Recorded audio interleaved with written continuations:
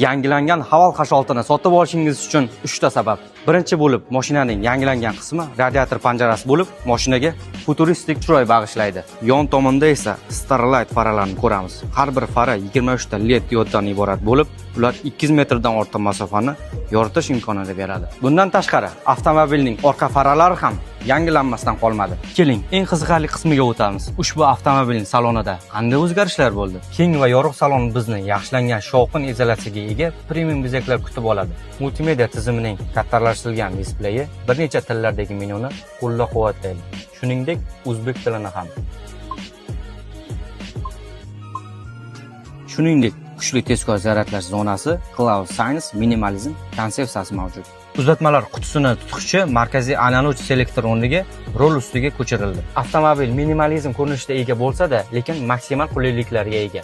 Albatta, ushbu komplektatsiyada panoramli tom ham mavjud. Qo'shimcha qulaylik sifatida bagajnikni kontaktsiz ochish funksiyasi ham mavjud.